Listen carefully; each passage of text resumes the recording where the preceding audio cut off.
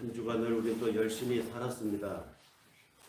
시장을 가고 만나야 할 사람을 만나고 이래저래 얽힌 일들을 풀어나가면서 우리가 헷갈릴 상황도 참 많이 맞게 되죠.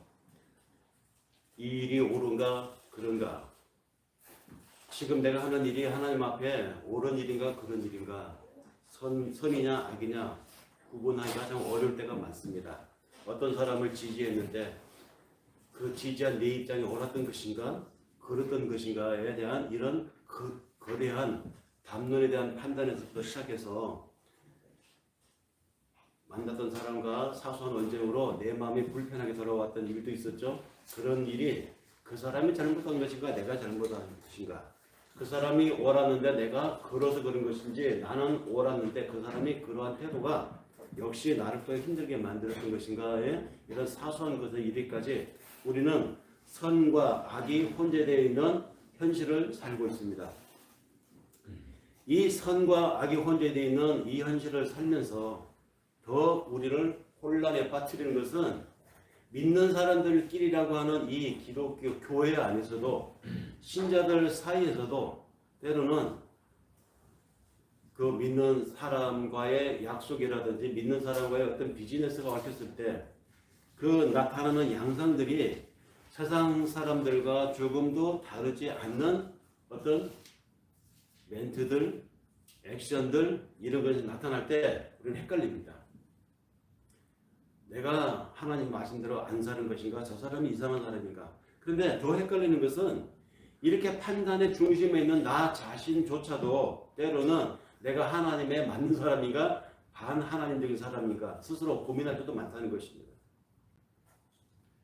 항상 하나님 안에 살아가면 좋겠지만 항상 내가 그렇지 못하다는 것이죠. 언제든지 그렇지만은 못하다는 것, 이것 때문에 우리는 딜레마에 빠졌습니다. 그런데 이 고민은 오늘이 세상이 복잡하게 얽혀있고 오늘이 세상이 고도화로 발전된 사회이기 때문에 오늘날 우리만 겪는 것이냐? 아니라는 것이죠. 2000년 전 사도 바울이 선교를 하고 전도를 하고 다닐 때에도 똑같았습니다. 그러면 이것은 무슨 문제냐? 인간의 본질에 대한 문제라는 것이죠. 그때의 인간이나 오늘날의 인간이나 다를 것이 없다는 것입니다. 어떤 면에서 자기 욕망을 따라 살아가는 인간이라고 하는 면에서는 예나 지금이나 바울 때나 예수 때나 오늘 사람들이나 다를 바가 없다는 것입니다. 여전히 그때나 오늘날처럼 사람들은 인간이기 때문에 세속적인 가치를 추구하며 살아갑니다. 저를 포함해서. 돈 좋죠. 즐거운 환경 좋지 않습니까? 쾌락적인 것 좋습니다.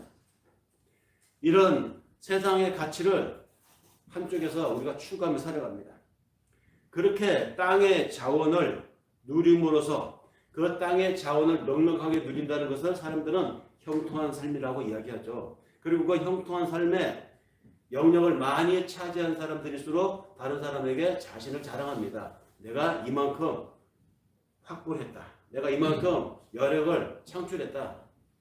자신의 성과를 내세우면서 자신의 성과에 이르지 못한 사람들을 루저라고 평하죠. 그렇게 욕망을 찾고 살아가는 사람들 속에서 우리가 살아갑니다.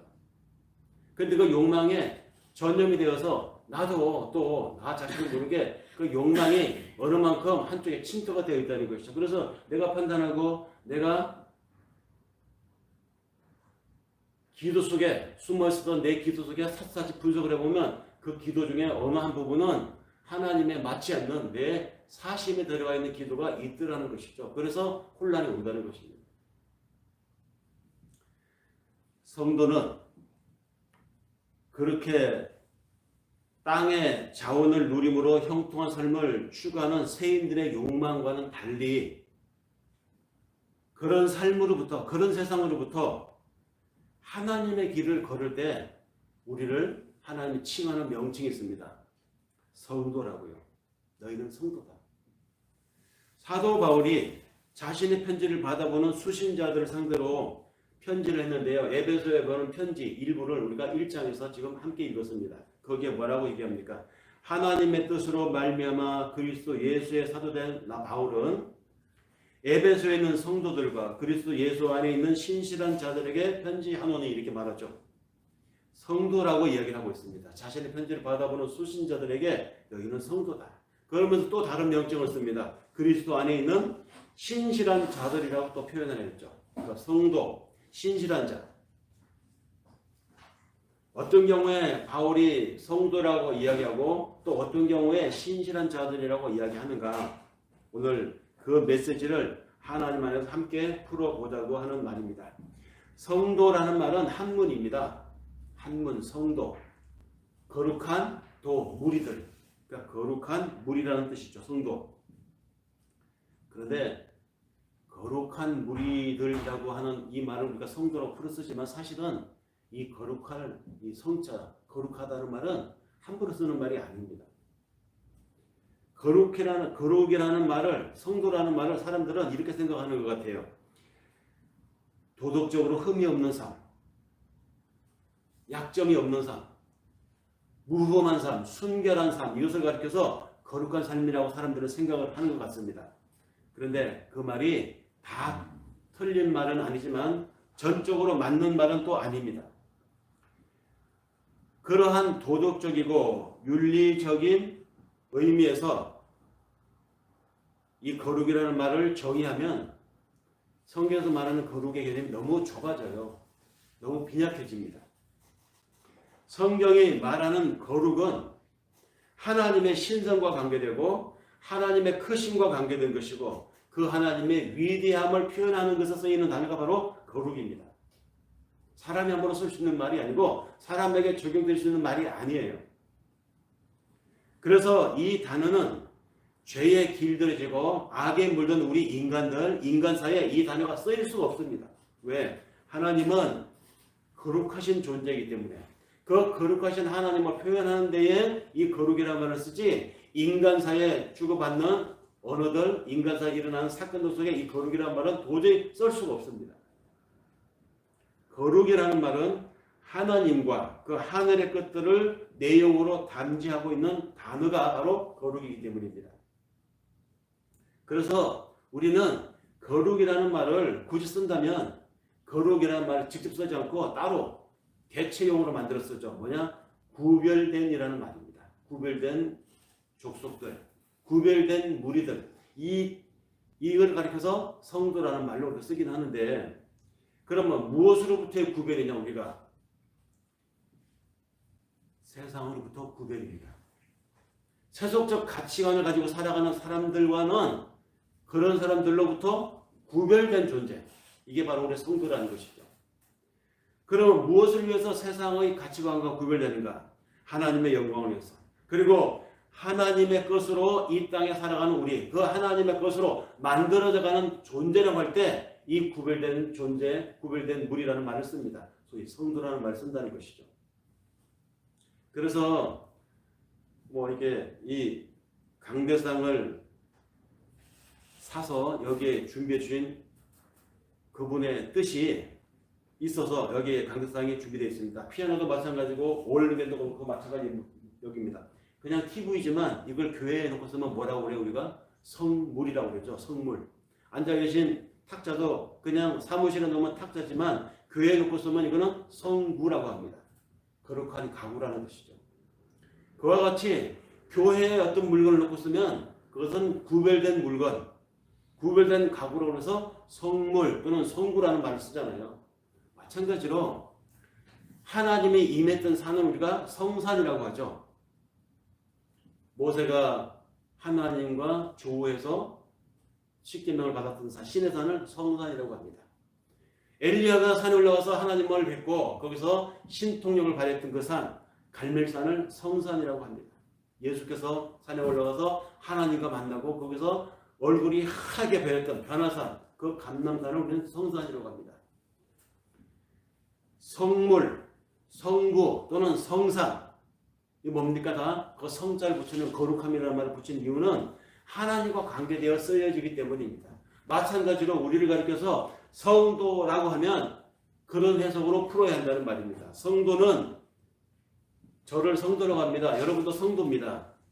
근데 우리는 하나님과 관계되어서 쓰여지는 인생, 하나님에게 들림받아 쓰이는 사람들이라는 뜻에서 성도라고 하는 것이죠.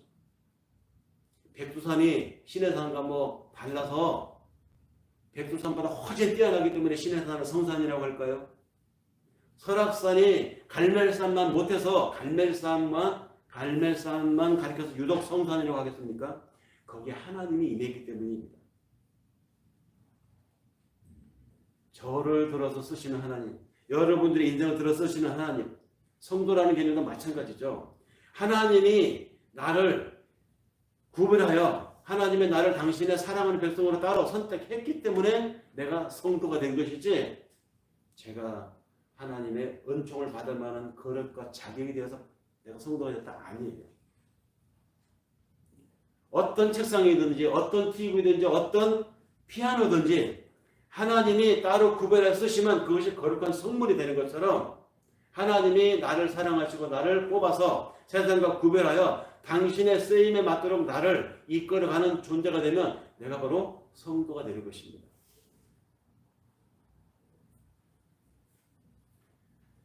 그렇게 하늘의 것으로 만들어져 가기 위해 구별되어진 인생, 바로 우리들 성도입니다.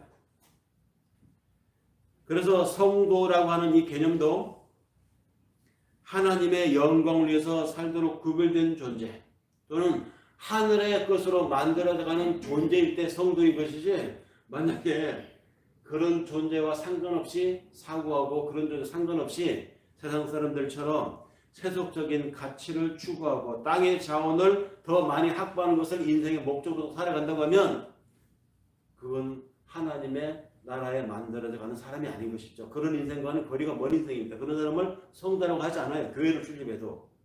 교회를 다니고 믿음 생활을 한다고 하면서도 여전히 그 마음속에 내가 여전히 돈을 생각하고 있고 그 마음속에 여전히 내가 세상적인 성공을 제1로 삼고 있다면 하나님의 거룩한 존재로 만들어져 가는 존재가 아니라, 즉 성도가 아니라는 것입니다. 그런데 다행히 우리는 하나님이 사랑하셨기 때문에 우리를 세상과 구별시키기 위해서 당신의 거룩한 존재로 만들어 주기 위해서 따로 구분한 존재, 무엇으로 증명할 수 있습니까? 믿는 것 때문에. 우리가 믿고 있잖아요. 믿으니까 여기 와서 예배를 드리죠. 그래서 우리는 모두가 다 하나님의 거룩한 존재들, 즉 성도들입니다. 거룩한 말을 함부로 쓸 수 없는데 우리에게는 하나님이 그 말을 붙여준다는 것이죠. 거룩한 너 김인서, 거룩한 너 헌민의 성자들입니다. 그런데 이 성자라는 말을 어떤 집단은 특별한 사람에게, 소수의 사람에게만 붙여요. 성인 그러죠. 성자. 카톨릭인가요? 카톨릭에서 그렇게 부릅니다. 성 어거스틴, 성 이스티아니누스 등등 성자를 붙입니다. 영어로 하면 세인트라고 그러죠. 그래서 야고보가 순례 가다 거기서 죽었다. 그래서 그 야고보가 갔던 길, 성 야고보길, 그래서 센티에고 그러지 않습니까?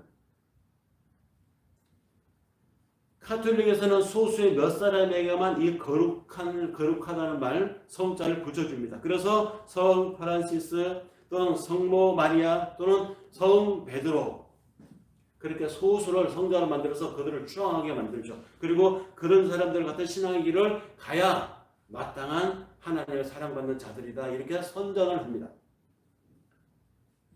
부분적으로 맞지만 다 맞는 얘기가 아니에요. 왜냐하면 그 사람들만 세인트가 아니라 우리 모두가 다 세인트예요. 성도들이라고. 하나님은 성 어거스틴만 특별히 사랑하는 것이 아니라 하나님이 성 야고보만 특별히 사랑하여 그에게 성자를 붙여준 것이 아닙니다. 우리 모두가 다 하나님의 자녀, 성자들입니다. 우리 모두가 다 하나님의 거룩한 존재, 성자들이에요. 그래서 바울이 자신의 편지를 받아보는 그 에베소 교인들에게 성도라고 칭하여 편지를 썼던 것입니다. 성도. 이 말은 세상으로부터 구별되어 하나님의 나라, 하나님 앞으로 나온 무리들을 가리키는 말인데, 바울이 자신의 편지를 받아보는 그 에베소 교인들에게 그 용어를 썼다는 것. 그 말은 오늘 우리들에게도 똑같이 적용될 수 있는 말입니다. 하나님과 하나님의 것들에게만 쓰이는 이 성, 거룩이라는 말을 하나님이 어떤 무리들에게 씌워 주었습니다. 성도라고. 그러니 성도라는 말은 하나님 앞에 나설 수 있는 존재가 되었다는 말입니다. 하나님 앞에 나설 수 있는 존재가 되었다 이 말은 또 다른 말로 얘기하면 우리에게 죄가 없어졌다는 말입니다. 왜냐하면 거룩하신 하나님은 죄와 함께 공존할 수 없는 분이기 때문에. 그러므로 우리가 하나님을 대면하여 하나님 이 자식이 이 자녀가 여기에 나와 있습니다 라고 하나님 앞에 기도할 수 있다는 것은 우리 신분이 죄와 거리가 멀었다는 것입니다. 거룩한 하나님을 대면할 수 있는 그분과 직접 기도할 수 있는 존재가 되었으니까. 그래서 성도라는 표현에는 우리의 죄가 다 없어졌다는 것을 전제하는 이야기입니다. 하나님은 죄와 공존할 수 없는 분. 우리가 죄와 상관없는 하늘의 존재라는 것. 바로 이 사실이 성도라고 하는 표현에 숨어 있다는 것이죠. 그런데 양심의 가책이 느껴집니다. 스스로 눈을 감고 한번 생각해 봅니다. 내가 정말 그럴까? 내가 정말 죄 없으신 무엄하신 거룩하신 하나님 앞에 내가 이렇게 당당히 설 수 있는 존재인가? 지난 한 주간만 해도 제가 속으로 분노하고 화가 났던 이 일로 인해서 누구를 막 씹었던 적이 있습니다. 이게 어떻게 이럴 수가 있어요? 그것이 저만이 아니라 아마 수많은 국민들이 집단적으로 그런 아마 힘들었던 정서적 한 주간을 보냈을 것으로 합니다. 우리는 누군가를 미워합니다. 근데 이거 하나님의 자녀로서는 온당한 것이 아니거든요. 공본이기도 하지만 그런 공본뿐만 아니라 사감으로도 내가 불편한 어떤 상황에 대해서 또 어떤 나한테 불편을 끼쳤던 어떤 사람에 대해서 그런 마음을 갖고 때로는 그 사람에게 실제로 현실적으로 불이익을 줄 수 있다면 주고 싶은 마음도 행동도 합니다. 옳지 않은 줄 알지만 나의 작은 이익을 위해서 그 위반하고 규칙을 깨는 경우도 다반사로 있어요. 그런 내가 과연 하나님 앞에 온전히 설 수 있다고? 자신이 없어요. 그런데 바울은 우리에게 성도라고 표현했습니다. 오늘도 교회 나와서 예배드리는 여러분들 성도라고 이야기합니다. 하나님은 그런 나의 꼴을 보면 그런 우리들 살아가는 모양을 보면 도저히 우리 스스로는 성도라고 부름을 감당치 못합니다 하고 양심의 가책이 느껴지는데도 불구하고 하나님의 성도라고 칭하십니다. 왜? 내가 부족한 줄 알고 그쯤에서 너는 그 정도 소양밖에 안 되기 때문에 화내고 그 정도 작은 이익에 네가 굴복하는 그런 존재인 줄 하나님 알아요. 다 알고 계세요. 그거밖에 안 되는 그릇인데도 불구하고 하나님 나를 성도라고 해주십니다. 왜? 내 죄를 어떤 분이 다 도말에 가셨기 때문에 도말이라는 말은 맡아서 같이 갔다는 것입니다. 누가 나의 앞으로도 지을 죄, 앞으로도 죽는 날까지 아마 수많은 사람을 미워하고 작은 이익에 소탐해갖고 하나님 큰 대의를 잃어버리는 대실, 소탐 대실의 행동들이 그런 삶이 나타나겠죠. 그러나 그거 다 하나님이 성도라고 부르면서 죄와 상관없는 존재로 나를 세워놓으셨다는 것입니다. 여러분들의 인생을 그렇게 세워놓으셨어요. 누가 그 죄를 도말해 갔습니까? 나의 죄는 어떻게 된 것입니까? 우리의 죄는 어떻게 됐습니까? 누군가가 도말해 갔기 때문입니다. 바울은 에베소 교회에 보낸 편지에서 그 누군가가 누구인지를 밝히고 있습니다. 에베소서 1장 7절에 말하죠. 우리가 그리스도 안에서 그의 은혜의 풍성함을 따라 그의 피로 말미암아 구속 곧 죄사함을 받았으니. 그냥 명료하게 분명하게 찍고 있지 않습니까? 그의 피로 말미암아 그리스도 예수가 우리 죄를 가져갔다는 것입니다. 우리가 그런 은혜를 입은 존재입니다. 우리가 그렇게 하나님 앞에 설 수 있는 아주 고귀한 존재입니다. 세인트 존재라고 우리가 다 세인트. 우리 다 세인트들이에요. 성도들이에요. 그런데 교회를 다니는 어떤 분에게 뭐 박성도님, 김성도님 이렇게 성도라는 말을 붙이면 좀 시큰둥하는 것 같아요. 그거 좀 불편하니까 좀 다른 용어로 바꿔 신자라든지 아니면 교우라든지 이런 말을 바꿨더니 성도라는 말이 너무 올드하고 너무 고리타분하고 너무 좀 티나지 않습니까? 오히려 교회 나온 지 얼마 안 되었어도 뭐 집사가 되었다든지 뭐 권사가 됐다든지 장로가 되었든지 뭐 교회에 직분 이걸 붙여준 걸 더 좋아하는 것 같아요. 김집사님 집사님 그러면 아무 거부감 없이 받아들입니다. 뭐 권사님, 뭐 장로님 그러면 어깨가 어색해지죠. 근데 사실은 저는 뭐 목사님 이런 것보다 성도 전유한 저 거기 더 하나님 앞에 들을 때마다 은혜가 되는 것 같습니다. 세인트라고 불러주는데 세인트 얼마나 멋있습니까? 하나님의 언약이 정확하게 성취된 말이 성도라는 말입니다. 베드로는 그의 편지를 받아보는 교인들에게 이렇게 말합니다. 베드로 전서 2장 9절에서 오직 너희는 택하신 족속이요 왕같은 제사장들이요 거룩한 나라요 그의 소유된 백성이니 이는 너희를 어두운 데서 불러내어 그의 기이한 빛에 들어가게 하신 자의 아름다운 덕을 선전하게 하려 하시니라. 세인트를 말하는 것입니다. 성도를 이야기하는 것이죠. 하나님은 우리를 거룩한 백성으로, 다시 말해서 성도라고 하는 단어를 만들어서 붙일 것임을 이미 오래전에 이스라엘을 선택할 때부터 작정하셨습니다. 그것은 언약이었습니다. 언약의 핵심이 뭐냐? 내가 너희들을 나와 대면할 만한 사람으로 만들겠다. 즉 세인트 존재로 만들겠다. 성도로 만들겠다. 이 얘기입니다. 그러니까 그 언약이 정확하게 성취된 어휘가 바로 성도라는 말입니다. 오래전에 하나님 한 민족을 선택했죠. 세인트 이 명칭을 붙여준다고 성도로. 누굽니까? 이스라엘이었습니다. 그래서 이스라엘은 하나님에 의해서 구별된 사람들이었습니다. 사실 그 이스라엘이 다른 민족과 뭐가 다릅니까? 다를 거 없었어요. 여러 민족들 중에 하나에 불과했습니다. 그런데 하나님이 그들을 선택한 이후 그들은 뭔가 달랐습니다. 일반 민족과 똑같은 민족이 아니었습니다. 다른 민족들이 갖지 못한 어떤 특별한 권리를 그들은 갖게 되었습니다. 하나님에 의해서 선택된 이후에 독특한 민족이 된 것이죠. 하나님의 특별한 관심을 그들이 받게 된 것입니다. 다른 민족들은 이것이 없었어요. 한반도에 그때 한민족이 있었죠. 하나님은 특별한 관심을 받지 못했습니다. 하나님의 계시를 받고 하나님의 이 구원의 역사를 너희를 선택해서 내가 전할 테니 너희가 열방에 전하라고 선택된 민족, 구별된 민족이 있었다는 것이죠. 그들이 이스라엘이었습니다. 유대인이었습니다. 그들은 하나님의 말씀의 이 계시를 하나님으로부터 직접 받은 민족들입니다. 예수도 유대인이죠. 베드로도 유대인이죠. 바울도 유대인이죠. 그렇게 구별된 백성, 그 구별된 백성은 우리와 같이 우리 조상들처럼 3,500년 전에 우리 조상들처럼 같은 지구에 같은 하늘 아래 같은 공기를 마시고 살았습니다마는 같은 공기를 마시고 같은 물질을 먹었다고 해서 이스라엘 민족이 다른 민족과 같지 않았습니다. 본질적으로 다른 민족이 되었습니다. 세상에 살고 있지만 세상에 속하지 않은 사람으로 그들은 살았습니다.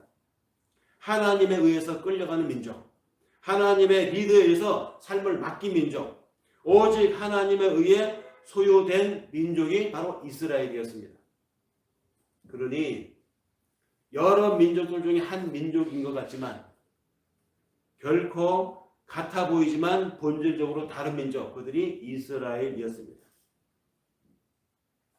우리가 성경을 읽어보면 창세기부터 이 말라기까지 보면 전부 다 이스라엘 역사입니다. 어쩌면 이스라엘 사람들보다도 더 이스라엘 역사를 이 성경을 믿는 우리가 더 잘 아는지도 몰라요. 이스라엘 민족의 가문의 집안으로부터 해서 누가 누굴 낳고 전부 다 우리가 다 알지 않습니까? 아담으로부터 시작해서 아브라함을 이어서 아브라함에서 야곱으로, 야곱에서 12아들, 12아들에서 나중에 뭐 보아스가 나오고 다윗이 나오고 끝에 가서 예수의 어머니 마리아, 그 남편 요셉까지 막 꿰고 있습니다. 우리 이스라엘 사람들은 이렇게 알까요? 어쩌면 우리보다도 더 정확하게 모를 수도 있습니다. 그만큼 왜 성경은 유독 이스라엘 역사를 이렇게 많이 기록하고 있을까요? 그들만이 하나님에 의해서 구별되기 때문에, 그들이 하나님의 선택을 받았기 때문에 당신의 언약을 성취하는 일에, 즉 하늘의 것을 만들어가는 당신의 역사에 쓰임받은 민족이기 때문에 구약을 읽어보면 이스라엘 역사가 막 줄줄이 나오는 것입니다. 그러니 영적인 이스라엘인 우리들은 어떻습니까? 우리도 이 세상에 살고 있지만 이 세상의 주관을 받지 않는 존재들이 되어야 하는 것이죠. 이스라엘처럼. 이스라엘이 세상에 살았지만 그들만의 하늘의 룰을 지키고 살았습니다. 그래서 특별한 민족이 되었습니다. 우리 영적인 이스라엘 마찬가지죠. 세상에 살지만 세상의 룰의 지배를 받지 않는 삶을 사는 것을 가리켜서 성도라고 합니다. 세상과는 다른 삶을 사는 사람들이 성도들입니다. 그런 우리가 이 세상 가운데서 성도다움을 잃지 않고 살아갈 때에 세상 사람들이 우리를 바라보면서 우리의 영향을 받게 되고, 우리의 영향을 받으면 자신들의 삶의 고통과 자신들의 삶에 풀리지 않는 수수께끼, 자신들의 세상 짐을 지고 우리에게 나옵니다. 당신은 그 환경에서도, 그 지경에서도 어떻게 이렇게 밝고 어떻게 그렇게 항상 긍정적일 수 있습니까? 도대체 뭘 믿고 사는 것이오? 나는 돈이 이렇게 많고 나는 이렇게 높은 자리에 올라왔는데도 불구하고 여전히 불안하고 여전히 내 삶은 메마릅니다. 도대체 당신은 어떻게 뭘 믿고 살길래 그렇게 평안합니까? 물으러 옵니다. 자기 짐을 짊어지고. 그런 것을 전도라고 하는 거예요. 전도는 성도가 성도답게 존재할 때에 하나님이 그 성도의 삶을 통해서 하나님의 당신의 일을 해 나가시는 것, 이것이 전도입니다. 내가 거룩한 자로 잘 만들어져 가고 있고 그 만들어져 가는 거룩한 삶의 과정에서 나타나는 하나님의 일하심, 이것이 전도입니다. 뭐 띠를 띠고 머리에 뭐들고 전단지를 가지고 막 부리면서 예수 믿으시오 안 믿으면 지옥 갑니다. 이게 전도가 아니에요. 뭐 전도라고 여기고 하는 사람에게는 그것도 은혜가 되겠지만 전도의 본질은 내가 성도로서 성도답게 살 때 하나님이 내 삶을 통해서 당신의 일을 해나가십니다. 이게 전도입니다. 그런데 처음부터 말씀드렸지만 오늘 살아가는 우리가 이 현실 속에 살고 있는 나를 바라볼 때 내 속에서도 그렇고 바깥 속에도 그렇고 다른 사람과 섞일 때도 그렇고 성도와 세상 사람들의 구분이 모호한 시대가 되었습니다. 그런 세상을 살고 있습니다. 특히 교회를 다닌다는 사람들이 구별된 자답게 살지 않기 때문에 이 혼란과 혼돈을 더한 것 같아요. 뭔가 다른 구별된 모습이 보여지면 세상이 우리를 궁금해 여길 텐데, 우리를 붙들고 계신 하나님을 궁금하게 여길 텐데, 내가 붙들고 있는 하나님에 대한 전적인 신뢰의 삶을 내가 보이지 못하니 나도 세상 사람들처럼 어떤 문제 가지고 고민하게 되고, 내가 무엇을 위해 살아가는지 목적의식이 혼돈스러우니까 나도 때로는 내 갈 방향을 잃어버리고 다른 사람들처럼 무엇을 위해서, 어떤 것을 위해서 내가 좌절하고 희희낙낙하고, 그것 때문에 내가 울기도 하고 웃기도 하고 세상 사람들과 다른 것이 없어져 버렸다는 것이죠. 그러니 세상 사람들이 저희는 교회를 다닌다고 하는데 맨날 욱죽상이야, 얼굴이 맨날 이렇게 좀 은혜롭게 깨졌으면 좋겠어, 보기만 해도 은혜가 되게, 이게 아니고 맨날 고민하고 맨날 걱정하고 살아가는 걸 보면 뭘 자기 짐을 들고 오겠냐고, 이 사람한테.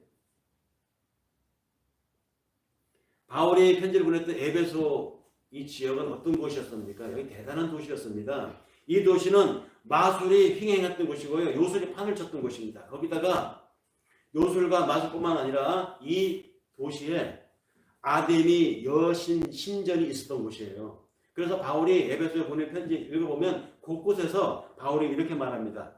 말끝마다 크도다 에베소 사람의 아데미여, 이런 말을 자주 써요. 그만큼 이 에베소 사람들에게는 아데미 여신을 섬기는 것이 보편화되어 있었고, 그 아데미 여신을 섬기는 신전이 이 도시에 굉장히 컸던 곳이었습니다. 바울이 처음에 이 에베소 이 지역을 찾았을 때요, 거기에 12명의 세례 요한의 제자들을 만나게 됩니다. 이 12명의 세례 요한의 제자들은 그때까지도 성령이 무엇인지도 몰랐고 예루살렘에서 죽은 예수 그리스도가 어떤 존재에 대해서도 몰랐어요. 그런 그들에게 사도 바울이 예수에 대해서 설명하고 성령에 대해서 설명한 뒤에 그들에게 세례를 주었습니다. 세례를 주는 그 현장에 성령이 임하게 되었습니다. 그러자 그 12명이 성령이 임하자 성령의 조명 아래 예수에 대한 사도 바울의 얘기가 쏙쏙 들어오는 것입니다. 성령이 임하니까 성령이 어떤 존재인지에 대해서도 그들의 감성이 열리게 된 것입니다.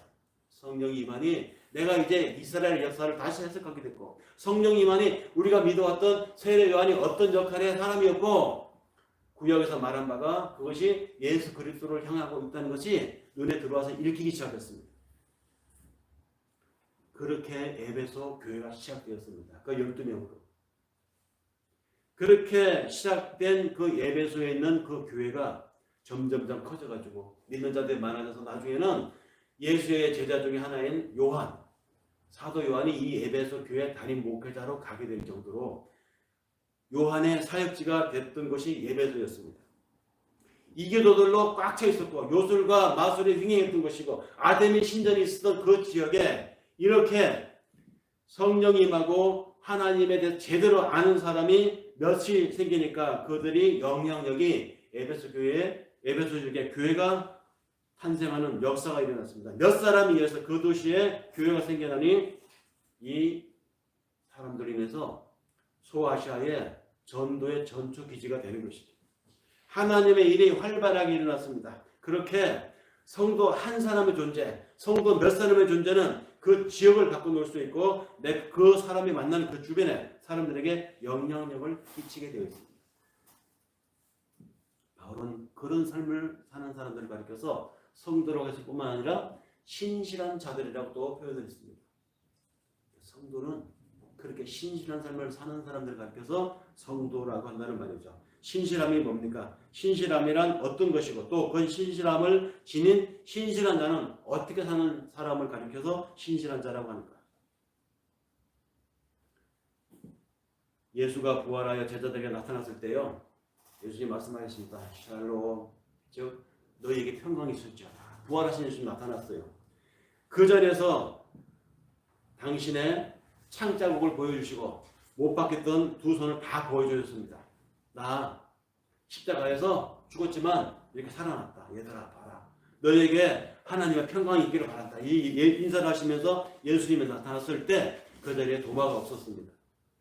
나중에 도마가 나타났어요. 예수님 없을 때.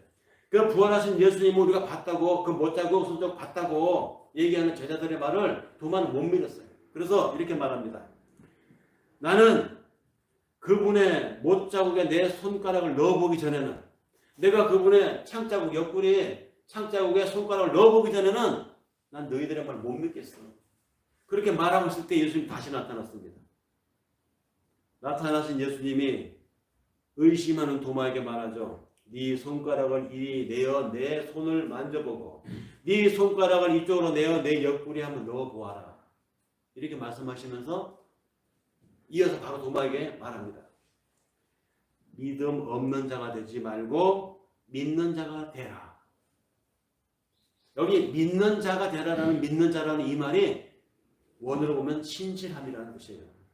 그러니까 무슨 얘기입니까? 신실한 자는 어떤 자를 신실한 자라고 합니까? 진실하게 사는 자, 선하게 사는 자, 도덕적으로 사는 자, 윤리적으로 흠이 없는 자? 아니에요. 신실한 삶은, 신실한 자라고 하는 것은 바로 믿는 자, 예수를 믿는 자.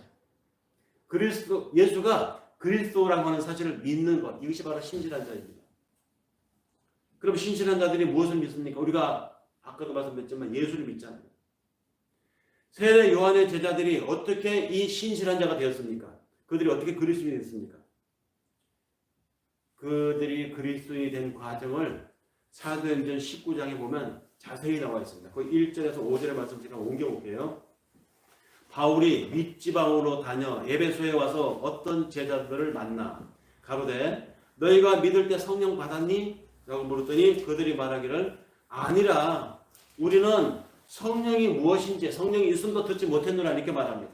그러자 바울이 다시 말합니다. 그러면 너희가 무슨 세례를 받았느냐 라고 물으니까 그들이 말하기를 요한의 세례를 받았습니다. 이 말합니다. 자기들의 스승이었죠. 요한의 물세례를 받았던 모양입니다. 바울이 말합니다. 요한이 회개의 세례를 베풀며 그 당시 백성들에게 말하기를 내 뒤에 오시는 이를 믿어라 하였는데 그분이 바로 곧 예수라 하거늘 바울이 이렇게 말하니까 그 세례 요한의 제자들이 듣고 주 예수의 이름으로 세례를 바들이 이렇게 나와 있죠. 이 에베소에서 이 세례요한 제자들 만난 장면, 그리고 그들 주고받는 이야기, 세례 이야기가 나오는 이야기입니다. 이 일원에서 예수를 믿고 그들의 세례를 받았으니 그들이 그리스도인이 되었다. 즉 신실한 자들이 되었다고 이야기합니다. 그러니까 그리스도인이 된다는 것은 무슨 얘기입니까? 멋진 삶을 사는 사람이 되는 것이 아닙니다. 그리스도인이 되는 것은 선한 삶을 살았기 때문에 되는 것이 아닙니다. 그리스도인이 되는 길은, 즉 신실한 사람이 되는 길은 예수를 믿는 길밖에 없습니다. 따라서 신실한 자들은 예수를 믿는 자들을 말합니다. 혼탁하고 내 스스로 물어봐도, 내 자신에게 손을 거 생각해봐도 스스로도 참 혼탁할 때가 많습니다. 혼돈스러울 때가 많습니다. 바벨, 세상이 바벨이고 나 자신이 바벨이고, 이 바벨스러운 삶을 살아가고 있는 오늘 우리에게 다시 한번 하나님은 묻습니다. 너는 어떤 예수를 믿고 있느냐? 오늘의 사람들은 어떤 예수를 추구하고 있는가? 교회를 다니는 사람들하고 얘기를 하다 보면요, 기도원에서 종종 어떤 사람들을 만납니다. 지금도 기도하러 올라오는 사람이 있어요. 어떤 목사님은 함께 전에 교회에서 사역하던 목사님인데 지금도 교회 사역이 없는 일요일 날은 와서 기도원에 지낸대요. 주중에 기도원에 가서 기도를 하다 보면 그분을 만납니다. 요즘 어떻게 지냅니까? 계속 기도 중이죠. 또 뭘 놓고 기도하세요? 이렇게 오랫동안 기도하시던데, 하나님이 어떤 사역자를 이렇게 딱 이렇게 보여줘야 당연히 간다는 거예요. 그것을 위해서 지금 10년도 넘었어요. 아직도 기도하고 있어요. 목사라는 분인데 도대체 이분은 그러면 예수를 어떻게 믿고 있는가? 성경을 어떻게 해석을 했길래 저렇게 할 수도 있을까? 뿐만 아닙니다. 일반 사람들도 마찬가지예요. 이기게 해주는 예수를 믿습니다. 병 고쳐주는 예수를 믿습니다. 내 일이 만사형통으로 잘 풀려나가게 해주시는 예수를 믿는 사람도 있어요. 성공하게 해주시는 예수님, 이 시험 통과하게 해주시는 예수님, 이 사업 꼭 대박나게 해주시는 예수를 믿는 사람도 있습니다. 마치 알라딘의 요술람프에 나오는 거인 같은 예수를 믿는 것이죠. 정말 그런 사람 많습니다.